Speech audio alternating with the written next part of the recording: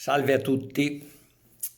Oggi voglio parlare di una cosa che mi ha colpito molto. Ho appena finito di leggere un bellissimo, importante libro scritto dal professor Dario Stevanato unitamente al professor Andrea Giovanardi che me lo ha gentilmente recapitato. Il tema del libro è autonomia, differenziazione e responsabilità.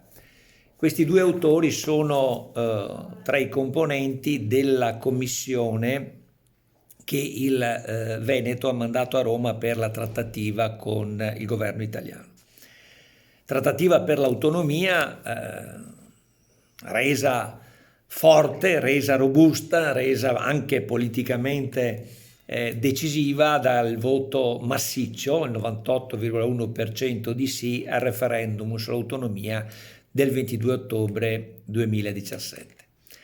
Vi invito a leggere questo libro del professor Giovanardi e del professor Stevanato perché all'esito della lettura anche chi è più moderato rischia di diventare molto arrabbiato e di convincersi che non c'è alternativa all'indipendenza.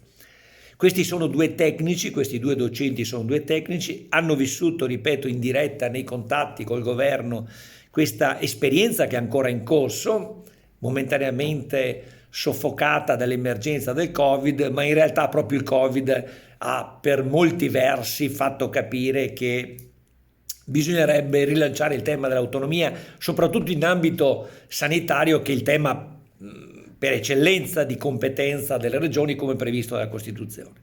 A parte i fatti storici che tutti conoscete, che Giovanardi e Stevanato ricordano, il Veneto, quindi meno di 5 milioni di abitanti, ha contribuito agli equilibri della finanza pubblica statale dal 2001 al 2017, quindi 16 anni, lasciando come residuo fiscale ben 250 miliardi di euro.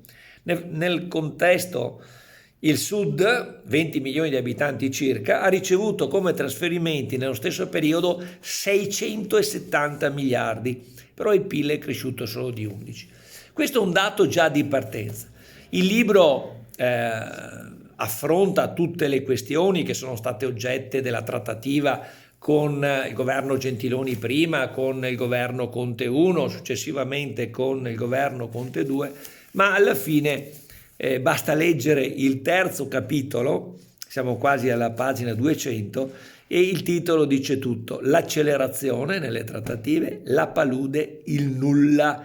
Le regioni richiedenti contro il muro di gomma eretto dallo Stato a difesa dello status quo. Cioè non si vuole riconoscere nemmeno quello che è scritto nella Costituzione e che è stato deliberato per quanto riguarda il Veneto con un referendum sull'autonomia dagli esiti che hanno sbalordito tutti. Vi leggo solo le ultime 3 righe, poi vi invito ad andare a comprare e a leggere il libro che è edito dalla Marsilio Editori. Le ultime righe del libro sono queste: se il Sud arretra, il Nord zavorrato dal peso di imposte e contributi e da una gestione insopportabilmente e uniformemente burocratica della cosa pubblica, cresce pochissimo. Non c'è più spazio per gli indugi. Il sacrificio delle regioni del nord non riesce a generare la crescita e lo sviluppo che i cittadini residenti nelle regioni del sud meriterebbero. E poi dice: se si farà altrimenti, il conflitto tra le diverse parti del paese non potrà che inasprirsi. Il fastidio diventerà prima malanimo, poi odio. Lo spirito autonomista si trasformerà in spinta centrifuga. La voice si farà sempre più flebile, lasciando spazio alla tentazione di exit venexit.